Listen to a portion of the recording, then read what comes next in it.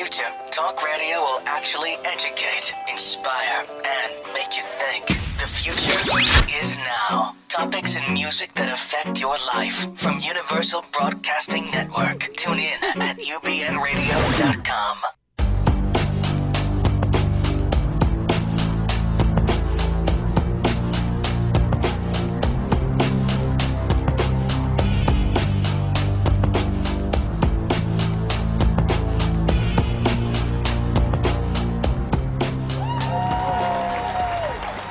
Hey, greetings and salutations, everyone. Welcome to, and you've turned into, Dr. Judy WTF here on the UBN Radio Network in the heart of Hollywood. Here at the Sunset Gower Studios. Had to tour it a little bit today, and it's really a happening, poppin' place. And we are continuing our show today on, yes, signs you are dating a douchebag. Since we did a couple weeks ago, we did how to get over a relationship. And basically, if you have that torch, you know what? Seriously, go back, listen to the show, and blow it out. It's time. So we're going to have a little fun today with that. Of course, as usual, I am your host, Walt Lusk, and Dr. Judy Rosenberg is here in studio. Amazingly, can we say that you were involved with the show, a very popular reality show that starts with a K? No, that not might yet, not be? but I can Okay, tell. all right. I could tell the audience this. I'm sworn to confidentiality. all You right, should I see will. the I massive wasn't- amounts of I wasn't. I'm sorry. paperwork I have to sign. It's phenomenal. But I will be featured on E! Entertainment at some point. I can't say which show. Yeah, they have many. yeah, they I can do. say that I will be. I will appear on MTV. We will announce Yeah, well, it. MTV is another show. Correct. So Yeah, you're just- coming up soon, and Yes. yeah. And what I am excited about is that I'll be able to show how I work on air, and hopefully be able to show people how the woundings of the first few years of life definitely have an impact on people, and in the context of this show, how wounds make us douchebags. And they do. Yes, and they do. And if you want to learn more about our show, you can go back on Stitcher or iTunes, and you can pick us live, of course, here at UBN Radio or on TuneIn. And we are working on, very diligently, the studio is on iHeartRadio, so that will be exciting. So I thought we'd start the show here real quick, since we're talking about dating and relationships. 12 things couples still will not do in front of each other after years of being together. So I thought I would do a bunch of these. One, of course, is kind of obvious. Going to the bathroom. Peeing is fine, but pooping, probably not so much. And while we're on the subject, the same is for farting. I know, guys. You said that word? I said the F word, yes, You the did. farting word. Yes. Well, no, that's different than WTF, which is what the Freud. Plucking ingrown hairs in the pubic variety is third. Fourth is bleaching or waxing in kind of the same area. Or bleaching and waxing where the sun does not shine. Putting on spandex. Ladies doesn't like to watch spandex being slipped on. It's just not that graceful, I guess. Examining or popping pimples or blackheads. Oh, man. For the ladies, removing your stash or stubborn chin hairs, and for guys, scratching your junk. And then we have inserting or removing items that women use at a certain time of the month. Stepping on a scale. Ain't nobody want to see that number. And lastly is picking your nose.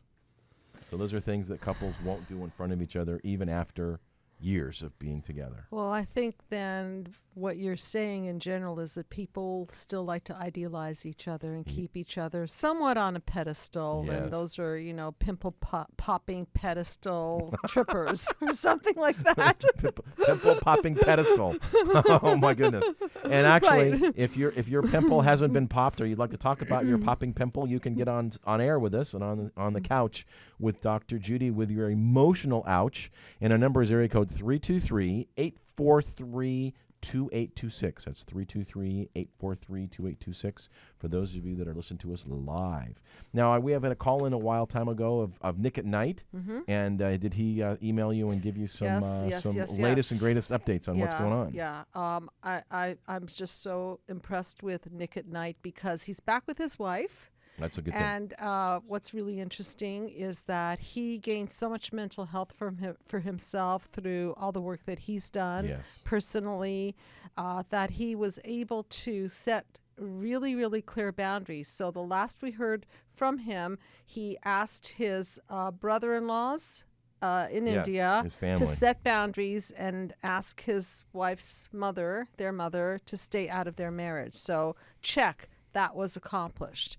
And then the next thing that he said is that he needed support for her to enter therapy and to stay in therapy and work through her wounds. And so that they can heal, they can have a chance at a healed marriage. And so she agreed to do that. And she came home from India. Yeah, she's been in India forever. Yeah, she has. And she's home now. And the really, really wonderful thing is that Nick says that he's so healthy at this point that he sees his, and he's also such a spiritual man, which I think is such a wonderful part of his journey, in that he feels that God put them together so that she could heal herself, and that he is going to have the patience to allow this to happen, not by absorbing her pathology, but by being an observer of her pathology and not getting enmeshed in it, so that he can truly lend her a helping hand without drowning himself. Well, basically what he's going to be is her rock, in a sense. Right. So what she's getting from him is what we all wish we can get when we're babies, and if we fail to get it when we're infants, we wish we can get that in partnership, which is a healthy, secure attachment. Yes.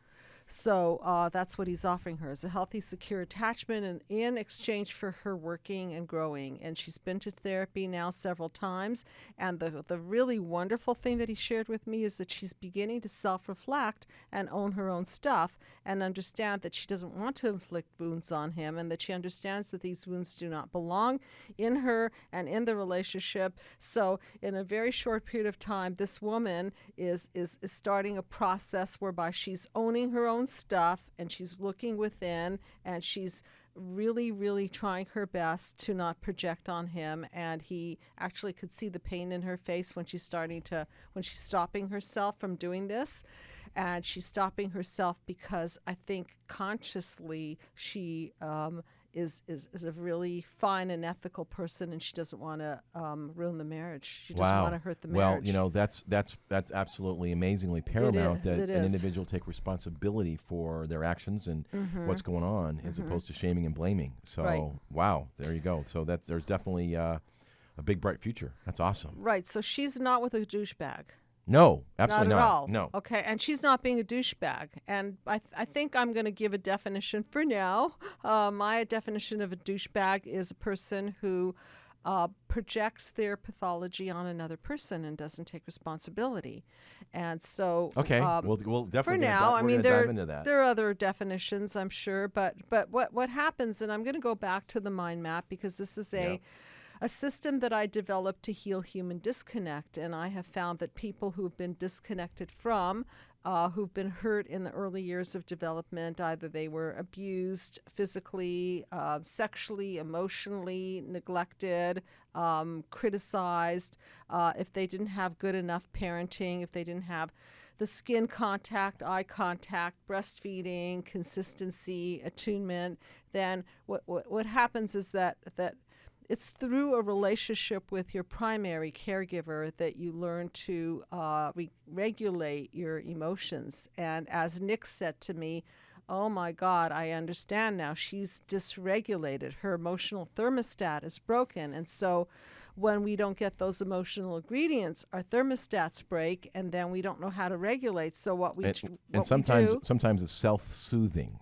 Right, that's it. Yeah, self-soothe. We can't self-soothe, so we use other defense mechanisms to do that. Like we might self-soothe with alcohol, we might self-soothe with masturbation, we might soothe with shopping, we might self-soothe with food, or we might use another person to project our painful feelings into them. Very primitive defense mechanism that basically looks like something like, I can't stand this feeling, so I'm going to give you the feeling.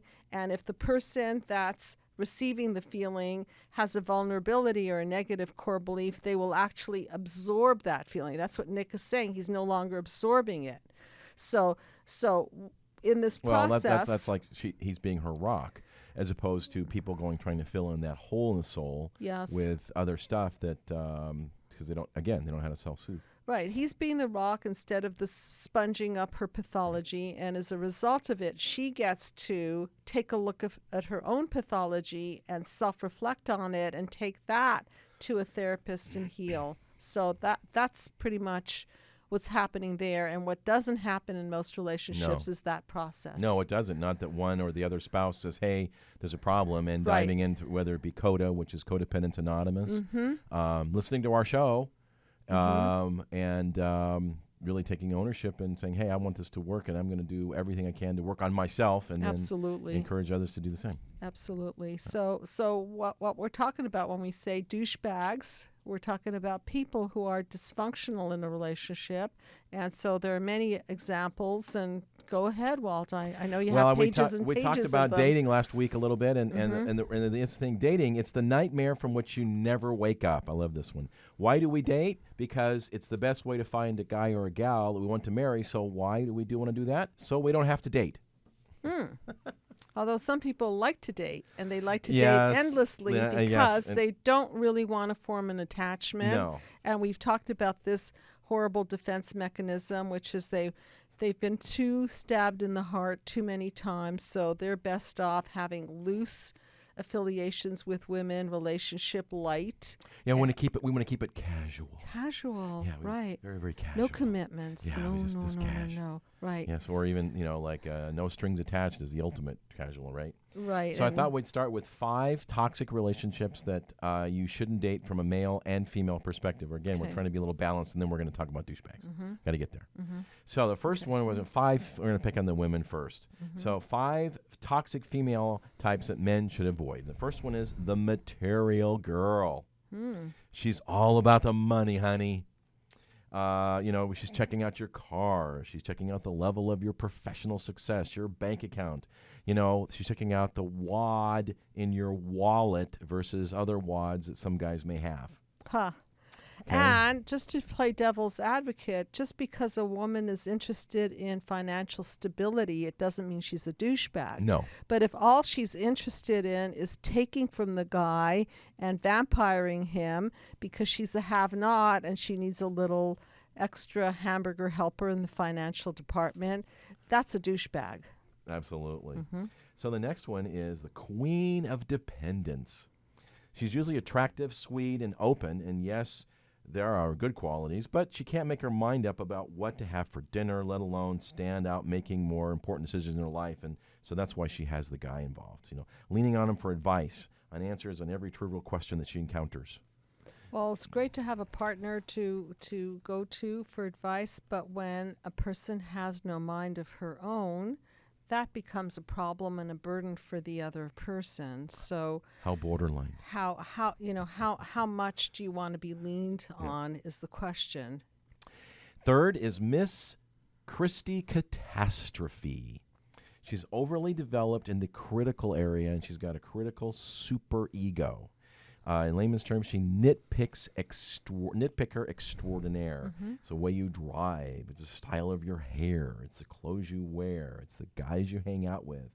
It's even the seats that you happen to pick out when you go to the movie. So you can't do it right. Nothing will ever be done quite right. And, of course, the first thing to go is your self-esteem. Clearly, you're already a failure. So remember how we speak much about wounds attracting each other? So for the guys that are listening, just check in and ask yourself, were you raised by a critical mother, critical parent? Because oftentimes what people do is they will attract their wounder, not because they're stupid, but because they want to work it through and have a happier ending. But unless the couple is consciously healing within the relationship, the happier ending never comes. Just like Nick did, right? So this particular individual will never. If you're with this particular partner, you will never feel appreciated, and if that rings a bell to your core wound and parallels your core wound, now you know why you chose her. Exactly. Fourth is the bitter girl. This woman is quick to let you know that everything sucks, and she's so mistreated by everyone. You can't cure them either. In fact, you'll be next excuse of why things aren't going terribly right in her life and all wrong. Your real nightmare begins when you start to feel a little like lemony snicket yourself. Well, here's a person who has a cracked lens of perception on life, and everything is seen through the cracked lens of darkness. And so she's just looking for the darkness. And so this is a very frustrating person to deal with and date, because no matter what you do, you can stand on your head and spit nickels, but she won't see your light. Oh, and come so, on. I want to spit Cougarans. Oh, okay. Fine. Inflation. Fine. Which is 1 ounce of gold coins. Last, for the women's perspective, is misdemeanor. She might have a mighty fine-looking smile, but she's also got quite the demeanor to go with those assets. And she says, the nicer you are, demeanor she is.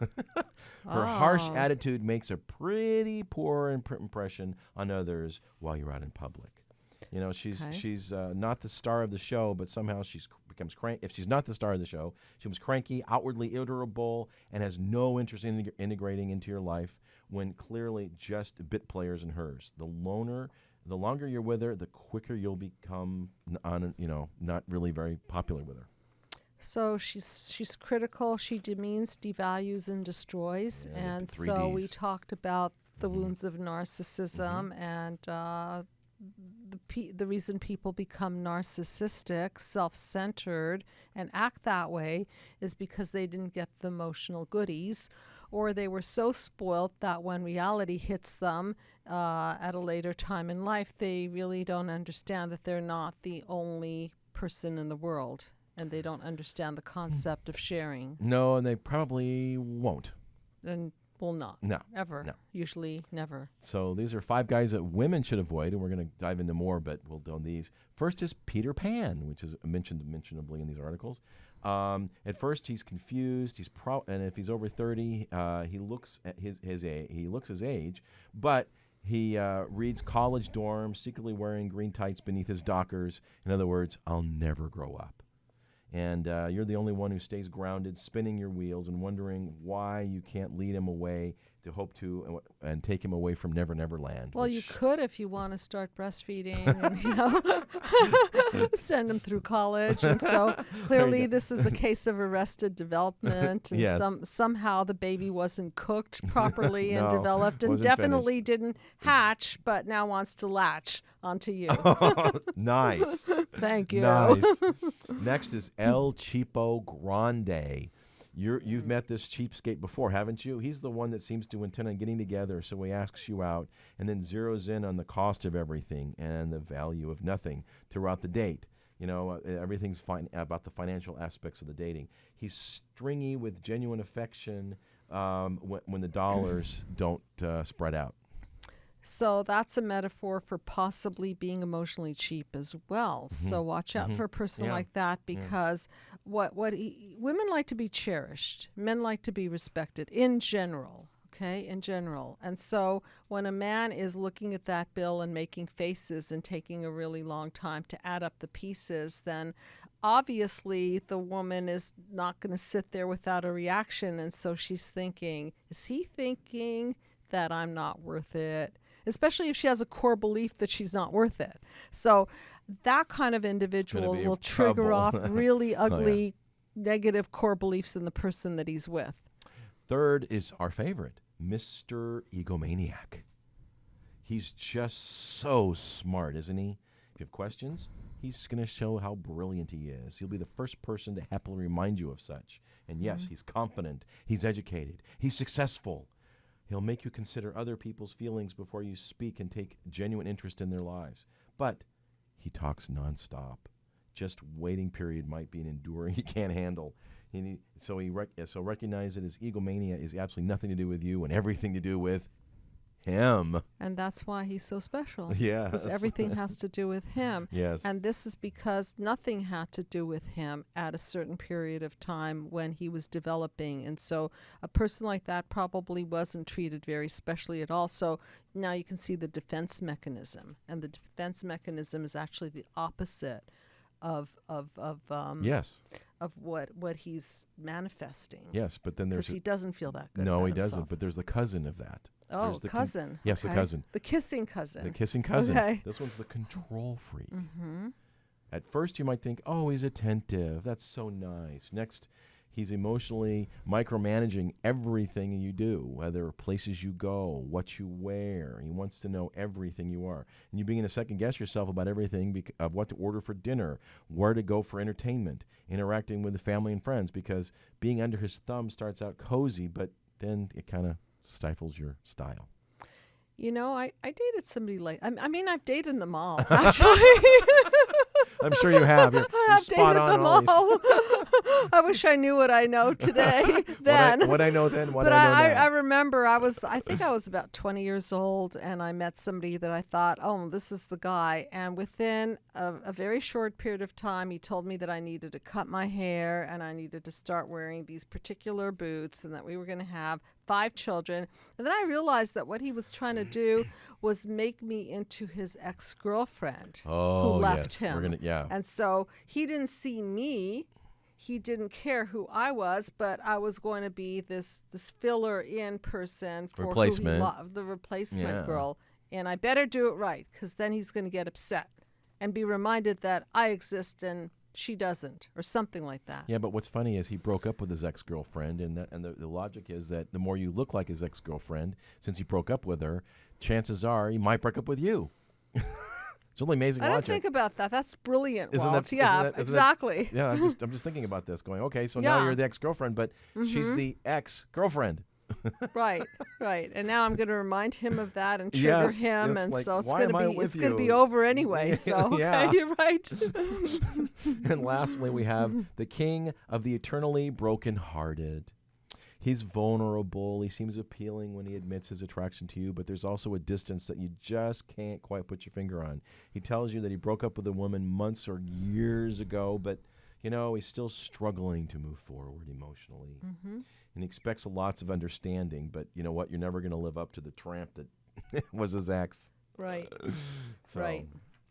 And this is a person who is so damaged and hurt that ultimately he or she, is this about she, he, both, No, either yeah, it was way? about he. Right? Yeah, Okay, yeah. he is scared of opening his heart again, so he's still wallowing in the grief of the past and really keeping out the love that's available to him now. And as I've said in previous shows, if you are driving down the road of life and you are focusing solely on the rearview mirror, looking what's behind you, odds are eventually you're going to crash because you're not focused on the future. You're not focused on what's in front of you. And Right. then with someone like that, you're better to bail because you will crash or he will crash. And we want to hear from you. This is a call-in show. This is a call-in show. If you're just tuning in, we are talking about dating douchebags now that summer's coming. And our call-in phone number is area code 323-843-2826. Later in the show, we're going to shrink a tune, a very popular tune that a lot of us have heard. And if you're listening to us on Stitcher or iTunes, you can write us for questions and comments and concerns at info@drjudywtf.com. And if you're new to the show, WTF stands for What the Freud. And I'm your host, Walt Lusk, and of course, Dr. Judy Rosenberg, who's got an amazing, incredibly growing practice in Beverly Hills as well as Sherman Oaks, but also Skype and the phone. So if you can hear our voice, you can plug in and learn about the mind map and get some assistance from Dr. Judy or one of her sliding scale therapists that she has. Yeah, and I have a really wonderful group of She's got people an amazing that, team for yeah, the my team. Psychological Healing Center.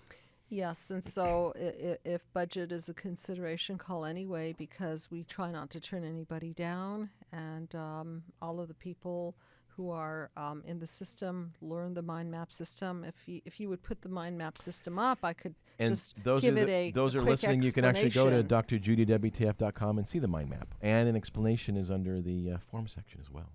So is it up there? It is. Okay, thank you. So I have another way of looking at the mind map because every time I look at it, something new pops up. So if you look at the top row, that's the past. That's the past encoding. Okay. Okay, if you look at the middle row, that's the now, what we're struggling with now. And if you look at the bottom row, that's the paradigm shift into the future of healing. So Past, present, future. Past, present, future. We encoded the past, and some of this encoding was healthy and some of it was not healthy. And now we're trying to decode the unhealthy stuff via therapy and take apart the bonds, the psychological bonds that don't work, and then recode in functional, healthy, sustainable bonds that do work. And that's really the process that we invite people into. It's a mind map journey. It's a 10-session process. It's pretty quick. It's pretty quick, and it's designed to save money and time and to psychoeducate people so that you can completely understand why you're feeling what you're feeling, why your symptoms are the way they are. And it really relates you back to the cause of the wound so that you don't have to treat the symptoms of the wound, which only put a Band-Aid on it anyway. So you want to dismantle the cause of it. Well, and then two things. One, if you didn't catch between the lines, there's two things there. One, to figure all that out, it is absolutely impossible to do it by yourself. Well, the reason for that, there's a logical reason for that. We cannot know what we don't know. That's it. We have blind spots. And as Carl Jung says, when we keep the unconscious, we're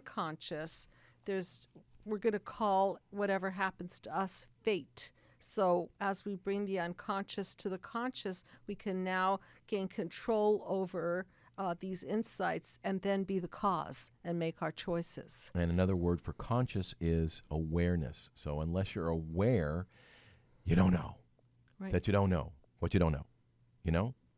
And the other thing is that Dr. Judy's goal, which is different than a lot of other therapists, not that that's bad, but her goal, and she does a pretty darn good job at it, is to ultimately have you think like a shrink.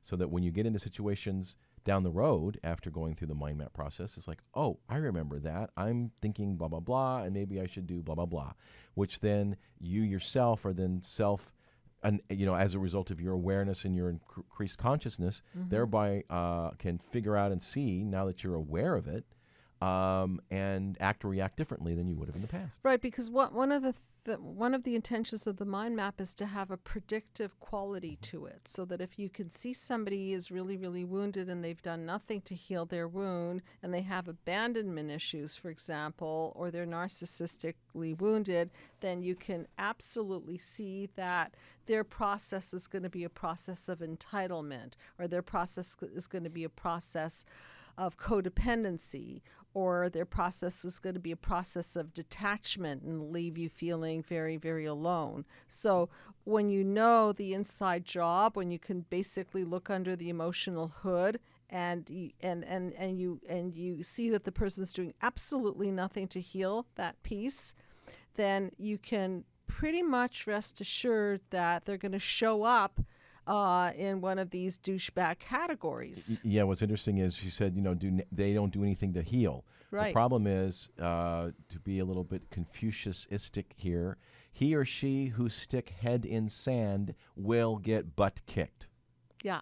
Okay? Right. So if they're sticking their head in the sand and not really identifying or, wanting to be aware of what's going on, eventually they're going to get their butt kicked. So the worst douchebag, in my opinion, that anybody can date is somebody who will not take responsibility for their own behaviors. Yes. If they don't have a bit of a quality to self-reflect and self-correct, please keep away, because you will be forever blamed or avoided, or there's going to be no growth. Yeah, run away. Right. So now we're going to deal with 13 signs that you actually just might be dating a douchebag. And, this person wrote the article, comes from years of experience. So the first one, and again, this is from the female perspective, but we're going to pick on guys now, but we can probably be a little more generic. Mm-hmm. He doesn't ask about you. Okay? The easiest way to gauge this is he's interested in value, how hard he tries to get to know you. If he's out to find out the conversation's always about him, then the relationship will also be all about him as well. Yeah. That will attract a person who feels less than about herself, because then she'll be in a very familiar and familial dynamics, which is that she's used to not being important. Well, not only and there that, goes that core belief again. Yeah, and not I'm only not that, special. she doesn't have to be vulnerable herself, or express or explain herself, or talk about herself, because it's all focused on him. So it's kind Those of are the easy. benefits. Yeah. Second is he checks himself out. Okay. In the mirror, in windows, in reflections. You know, you're the only girl that he should be aiming to impress, but he's really still trying to impress himself. So again, that's kind of a little bit of a narcissistic as well. And don't you see them on Facebook with their tops off and they're taking Yes. selfies, right? Or they're Yes. very impressed with, I don't know, their latest piercing or tattoo, right? or something shots of it. else. And as Yeah. we did a previous show on social media, those guys are best on Instagram because there's only 90 million plus selfies on Instagram. Oh yeah, wow. Yeah, you don't have to interface it. You just look at your photo, like, oh, look how cool I am.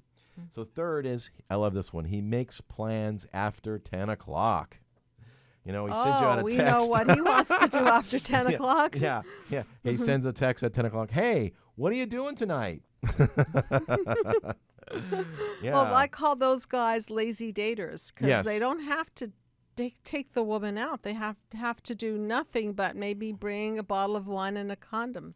And sometimes Chinese food. Oh, wow, that's already generosity. That's over the top. Hopefully Chinese food.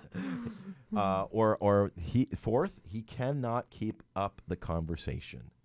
You know, he's not listening to you. Right? What? Wait, what did you say? Guys who really care about about you will cling to every word and actually try to have some form of a dialogue and hold a conversation. I remember clearly having a conversation with someone who's, of course, an ex, and I woke up and I said, I had a dream the other night, and his response was, uh-huh, that's nice.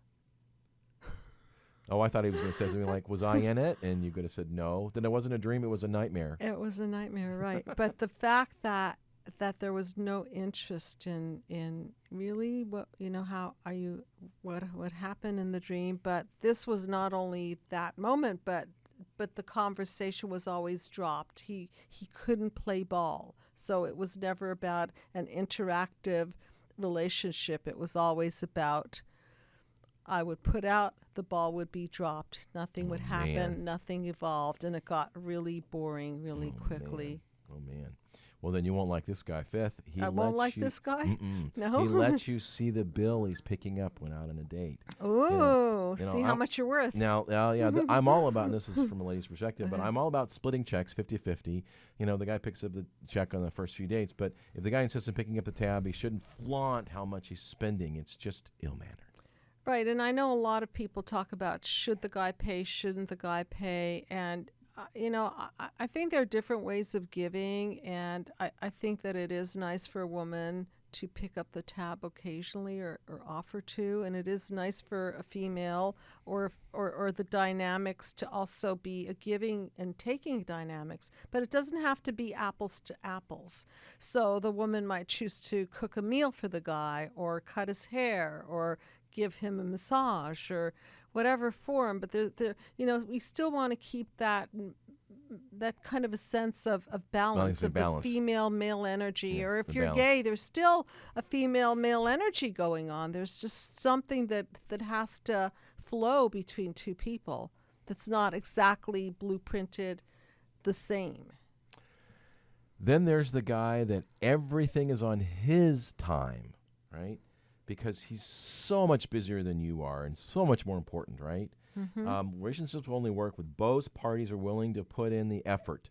He's always has you come to his side of town to stay at his place because it's more convenient than, if he comes to your place or he comes to pick you up or whatever. Right, because you're not really worth it to him. No. Right, because if you don't fit into his schedule and his lifestyle, then you're replaceable. And so people who end up in this kind of relationship will feel very objectified. This one's funny. He gets more drunk than you on your birthday. Huh. Okay. So, yeah, okay. If he's always the drunkest guy at the party, he's a douche. Okay, I think we've can say enough about that. Next, he can't remember your friends. You know, there's nothing more annoying than a guy who can never remember that he's met your friends like 4 or 5 times, and you know, he doesn't remember any of them or what they're about or what their names are. You know, he doesn't even care about impressing your friends. He doesn't even interested. Or even worse, he can't remember the name of your children if you have children. That's pretty bad. That's really a great sign that he cares an awful lot about you. Or if you text, he takes 10 years to respond, right? You send a text and, you know, like 24 hours later, it's like he doesn't respond. It's like he doesn't really give a shit. So, you know, nobody is that busy, right? He takes 30 seconds to respond to text. At least he could say, you know, I'm busy. I'll text you or call you later, right? So, and another one is he cancels a date via text. So first he doesn't text, but now, you know, you're getting all dolled up for a date and he sends you a text, doesn't even pick up the phone and says, Right. you know, grow a pair and, you know, be a man and do that. It's pretty funny. All signs of extreme emotional intimacy, right? High emotional intimacy seeking kind of person. We talk a lot about human disconnect. Yes. And so here's a guy who's very, very humanly disconnected, can't even tell you to your face that he'd like to cancel the date and make another plan. Yeah. You know, something else better came along. And you want to talk about emotionally disconnected? And the next one is he is selfish between the sheets. This one's pretty much a no-brainer. You know, sex should be a generous affair between both parties. Right? Right. And lastly, he makes the gym a bigger priority than going out with you. He likes to go out and, you know, pump some iron and, you know, hang out with his buddies. And he goes to the gym every day, but he can't manage to block off a week or night or two for you. Okay? Or a workaholic or anything that preoccupies his time other than you. He will not block time off because he's more important. Yeah, and the question is, shouldn't he be working out so I'm dying to rip his clothes off more often? So that's if you're dating a douchebag. So we've got, let's see. We've got, this one was interesting. We have more douchebags? We've got more douchebags. Really? This one is a little interesting, Doctor. It's emotional cripples. Emotional cripples. Yes, okay. emotional cripples. So we've got some emotional cripples we're going to talk about. One is pretty obvious. It's the addict, right? Whoa, where to begin, right? The addict will always be looking for that high, always, even if he's sober from drugs, alcohol, gambling, food. He just hasn't done the work yet. Or one of the things says, you know, he's been a recovering addict for 5 days. 5 days? Yeah, 5 days. And he's in a relationship. Yes, and he's in a relationship, right. That's probably one you probably want to shy away from. And also, speaking of that, when addiction takes over, that's a clear sign that there's a hole in the soul. Yes. So what happens is when we're not nurtured, there develops this feeling of lack of emptiness. And so people will fill the hole in the soul with, I call it drug, sex, rock and roll. And the relationship quality that goes along with people who have not recovered, again, goes back to feeling that there's this object. The person is an object, not really a person that they're connected to. There you go. Just another drug. Just another drug. Right. Yeah.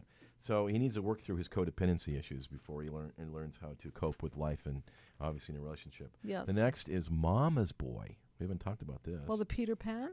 Peter Pan, a little bit that. Well, yeah. He the most important relationship in his life is the one with his mother. That's why it's bad news if the relationship has gone wrong some way. Mama's Boy compares all women to mom, right? Somewhere who is exactly like his mom or exact opposite, depending upon the nature of the dysfunction.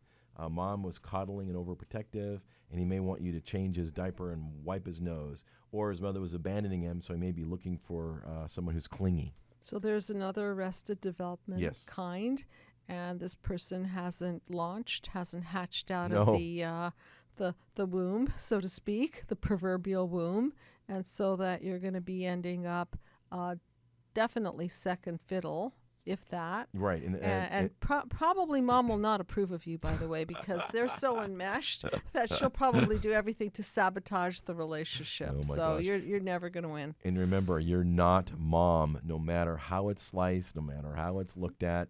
You're not mom. Cool. The flounderer, he's unhappy in his career, right? Well, if he's unhappy in his career, he just might be happy in everything else. The next is I love this. This I thought that was an oxymoron. The insecure narcissist. Yes, he's exceedingly confident. We've talked about this. He's best at his job. He takes care of his appearance. He's the life of the party, but he can't take a joke at his expense. He overstates how successful he is. He's never happy for anyone who's doing better than he is, including the woman he's with. So he's God's gift, and he's not fooling anybody with his act anyway. So if you're dating this person, do not succeed. So we've got because you'll hurt his feelings. So just stay ungrowing. You'll be better off. Yep. Just run away. Yeah. How about the career obsessive? He's not that great at multitasking, and he's kind of like the workaholic. So that he doesn't find time for you, right? He's always working. We have the tragic Tom. Tragedy has befallen him, and he has not been able to recover. And trying to save him is a waste of time.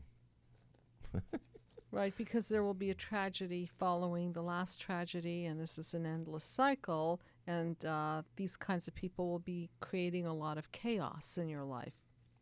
We have the hero. He loves to date a basket case because he wants to be the knight in shining armor. So he needs to save you, but once you're saved, he might not want to be around you because you can't be the knight anymore.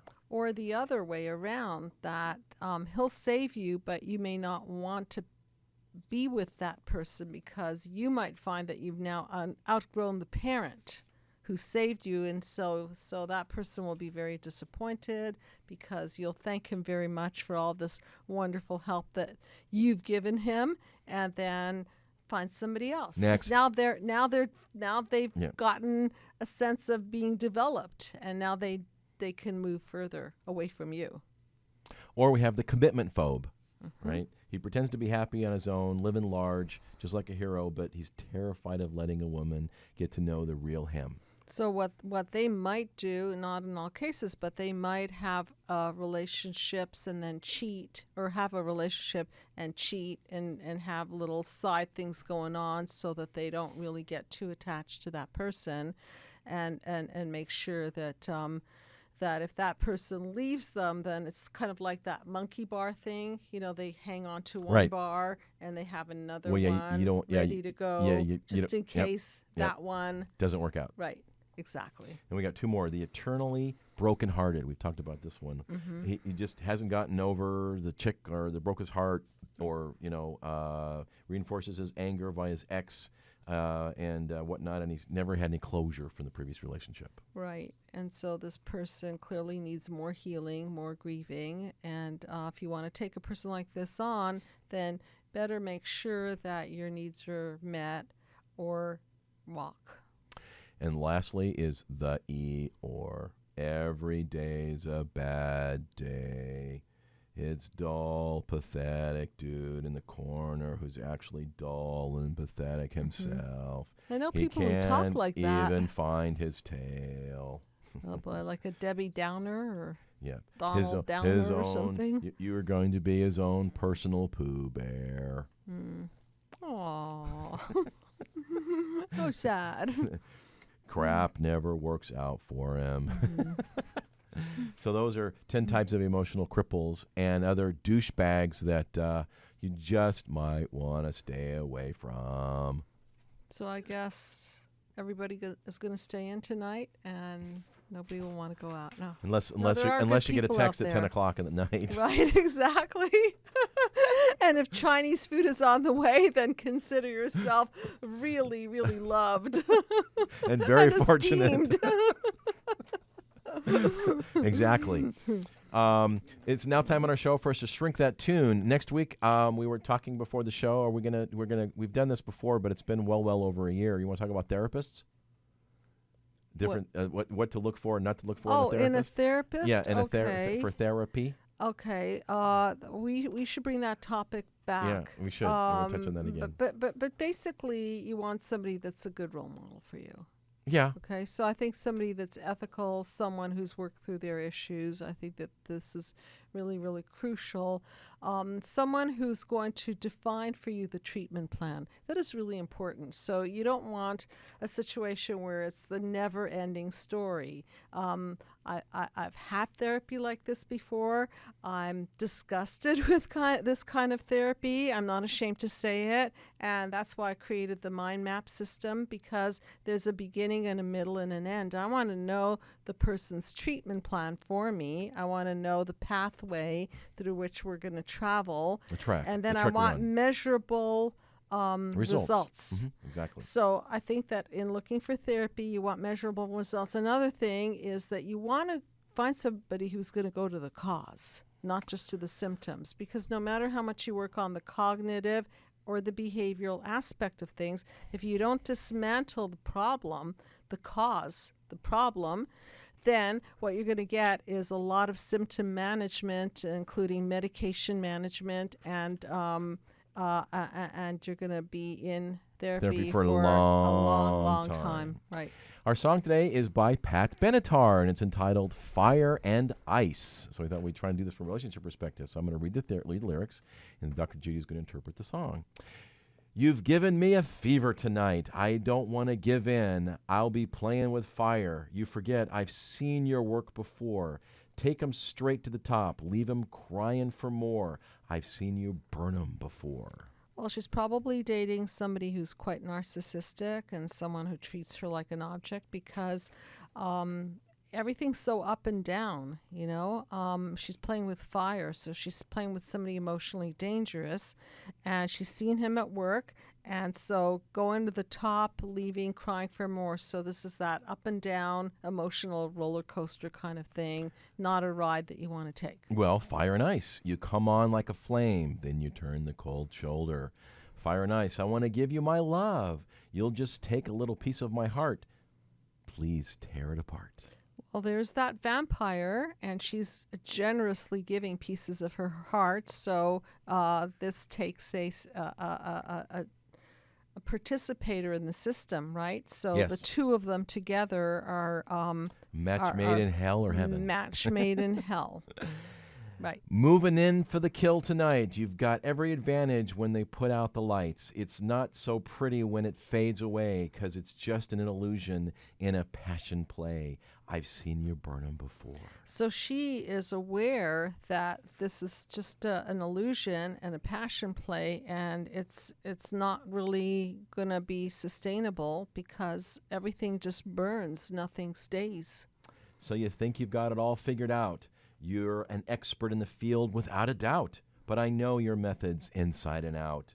I wouldn't be taken by fire and ice. But she is being taken, Yes, she right? is. Because she loves the hot and the cold, because that's probably what she was wounded with, a hot mother, cold mother, the inconsistency of that. And that's familiar for her. So she's trying to work it all through with this guy. It's really going well so far, isn't it? Fire and ice, you come on like a flame, then you turn the cold shoulder. Fire and ice, I want to give you my love. You take a little piece of my heart. Well, she'd like to be able to share and insert her love into this person, but this person is not vulnerable at all. So he's protected, and so there is no interconnection at all in this couple. And lastly, you With come this on like a couple. flame, then you turn a cold shoulder. Fire and ice, you come on like a flame, you turn a cold shoulder. Fire and ice. And what's interesting, she's complaining so much about the relationship, but yet she's in In it. the relationship. Right. She's still in it. Yep. Yeah. Yep. So that's Pat Benatar's Fire and Ice. And that's been our show, folks. Dr. Judy WTF, which is What the Freud. I'm your host, Walt Lusk, and with Dr. Judy Rosenberg. Thank you so much for tuning in. You can pull us on Stitcher or iTunes, or listen to us live on the UBN app, Universal Broadcasting Network, or on TuneIn. And we appreciate all of your comments and about a song to shrink, or Yes. a show comment, or some information you'd like our show notes or something. And you can write us at info@drjudywtf.com. So with that, we're going to close out with a song, and take care, everyone, till next time. Do that button. Oh, man, this is fun today. Buttons. And here we go. Take care, everyone.